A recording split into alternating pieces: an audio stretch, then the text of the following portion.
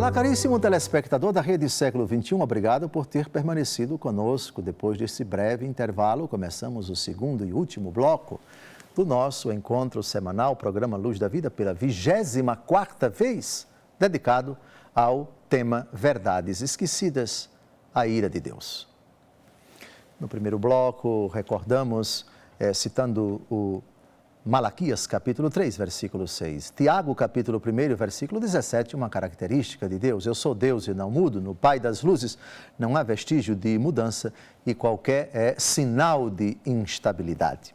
Por isso, quando Deus ora, manifesta a sua misericórdia e ora, manifesta a sua ira, não há mudança nele.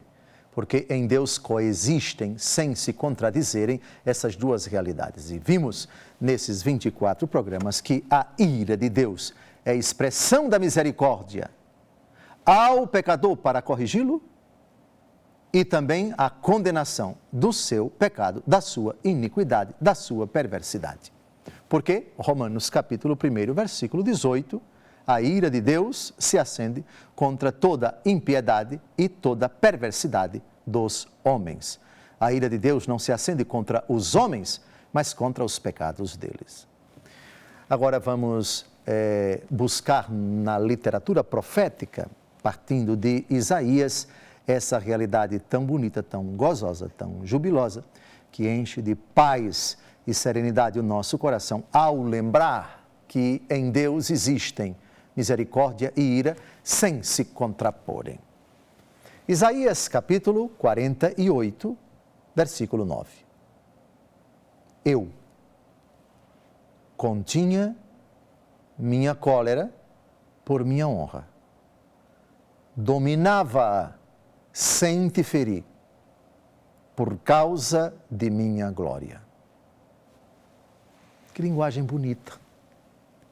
Deus, diante do pecado de Israel, e aqui as profecias se referem sempre às iniquidades de Israel, eu continha a minha cólera. Deus tem todo o poder para manifestar o seu castigo, para corrigir Israel, e de uma forma dura ou duríssima. Deus tem todas as formas, Deus tem todos os métodos, Deus tem todos os dispositivos para punir, para corrigir Israel. Mas, mesmo sabendo da miséria do seu povo, ele continha a sua cólera. O específico de Deus, a essência do ser e do agir de Deus é bondade, é ternura, é compaixão. Nisso tudo, há também a cólera, como que o dispositivo do amor para quando o pecado se manifestar, quando a iniquidade estiver sendo evidenciada, propagada, perpetuada, ela se manifestar. Mas Deus aqui diz, eu continha. Podia punir vocês, podia dizimar vocês, mas não fiz isso. Semelhante a um pai, claro, devemos guardar as devidas proporções. O pai que ama apaixonadamente o seu filho e que agora rebelde, como aquele filho pródigo da parábola narrada por Jesus, só faz besteira, só comete loucuras, e o pai cheio de amor, podendo manifestar toda a sua autoridade para cercear a liberdade do filho, não faz, eu continha. Ou seja, eu olhava com uma compaixão a que povo desgraçado, eu amo esse povo, podia puni-lo verdadeiramente, mas não faço, então eu retenho a minha fúria por causa da minha honra, por causa do meu poder, para que não seja ferida a minha glória. Reparem que linguagem bonita. Sim, Deus é cólera, mas o específico dele não é exatamente isso. Isso é pedagogia pontual para os miseráveis, quando precisarem de uma particular manifestação da pedagogia da misericórdia. Ou seja, eu quero ser misericordioso sem me encolerizar. Mas quando eu precisar me encolerizar, eu tenho que me encolerizar, porque o amor aqui, diante dessa atitude de recalcitrância, de dureza, precisa assumir uma modalidade toda específica e a Escritura chama isso de cólera e de fúria. Agora, vamos ao Salmo 102, versículo 8, porque aqui temos a ratificação de um predicado de Deus, que Jesus vai dizer ao jovem rico, bom mestre, que devo fazer para ganhar a vida eterna? E Jesus pergunta, Por que me chamas de bom? Só Deus é bom. Jesus fala de si e fala do seu Pai aqui. Bom mestre. Jesus verdadeiramente é bom. Então vamos a essa característica específica do Senhor. E veremos que nesse texto, porque Ele é bom e é misericordioso, sua cólera tem que coexistir. Porque a bondade para uma pessoa amada que está no pecado, que não assume essa feição de correção, ela não é bondade. Ela é paternalismo irresponsável. E esse não é o predicado específico de Deus. Vamos ao texto. O Senhor é bom e misericordioso, lento para a cólera e cheio de clemência. Aqui vejam 4 qualidades de Deus: bom, misericordioso, cheio de clemência.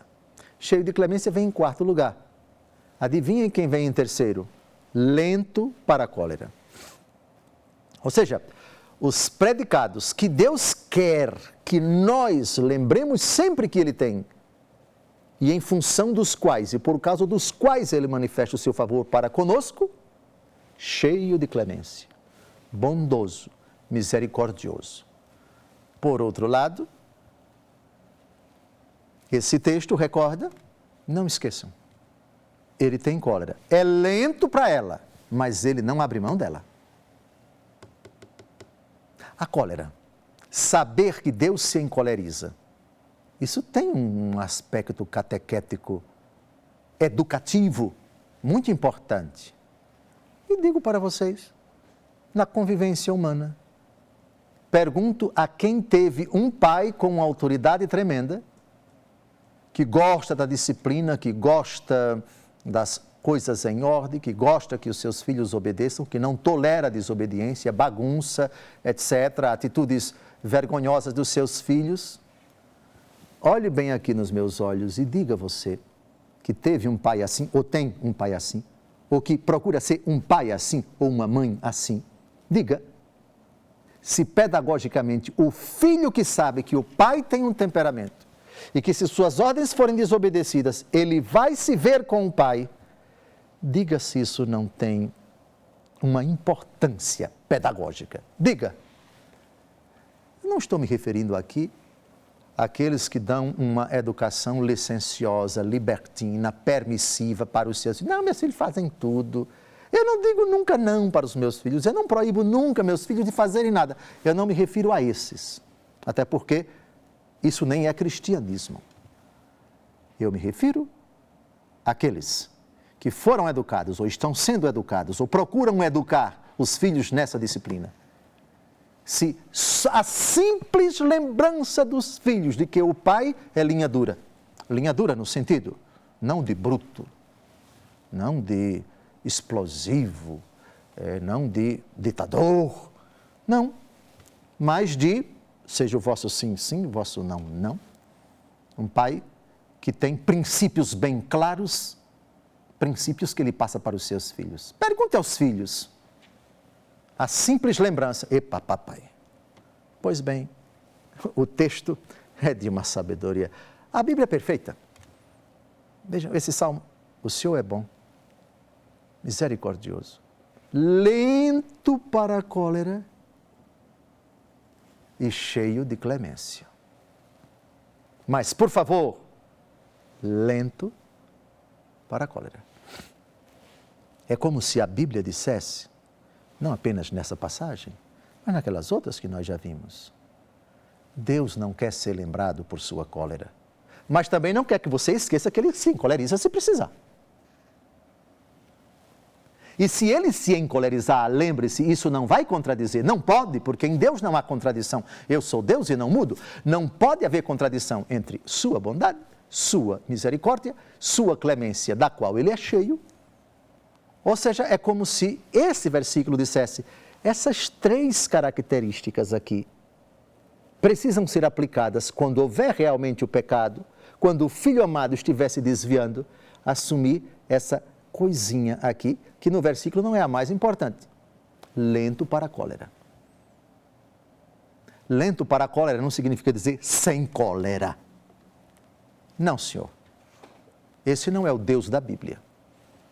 Da mesma forma que qualquer filho que teve um pai ou tem um pai, que teve uma mãe ou tem uma mãe com essa disciplina, não posso tolerar abuso de meu filho, desobediência, bagunça, preciso sempre corrigi-lo e se precisar eu corrijo. Eu sou lenta para isso, mas se precisar eu lançarei mão desse dispositivo. Diga, você que me escuta, se não é perfeita a formulação do salmo que nós acabamos de ouvir. Bom, misericordioso, cheio de clemência e lento para a cólera. Da mesma forma que um filho que tem uma mãe muito virtuosa e começa a enumerar as virtudes dela. Começa pelas mais importantes, sem dúvida alguma. Olha, minha mãe é amável, minha mãe é decente, minha mãe é dedicada, é uma esposa fiel, é temente a Deus. Aí vai elencando. Lá para frente, ela não coloca isso em primeiro lugar, mas coloca. Minha mãe tem um temperamento bem decidido. Minha mãe não gosta de bagunça, não. Minha mãe não tolera desobediência, não. Por isso, a minha mãe é firme. Poderia usar outra expressão, mas firme. Mesma coisa. Portanto, esse estudo sobre a ira de Deus não assusta absolutamente nada a uma pessoa que foi ou está sendo criada nesse regime, nessa disciplina. Se alguém se assusta com essa expressão Deus, a ira de Deus, ou porque não conhece a Bíblia, ou porque lê a Bíblia e não a entende, ou as duas coisas, ou talvez porque não teve uma disciplina verdadeiramente cristã dentro de casa, com esses valores, com esses princípios, com essa pontuação de virtudes que não excluem quando a pessoa amada está se desviando essa atitude que ordinariamente ela não gostaria de exercer, lento para a cólera. No próximo domingo, o último programa dedicado à ira de Deus. Desejo a você que, com esses programas todos, este 24º e no domingo que vem o último programa, o 25º, esses princípios, esses textos da Escritura, essas verdades esquecidas, fiquem profundamente impregnadas no seu coração. Viva-as, guarde-as, pratique-as e multiplique-as, transmita-as a todas as pessoas. O nosso Deus é misericórdia e é ira. Uma santa e abençoada semana até o próximo domingo, se Deus quiser.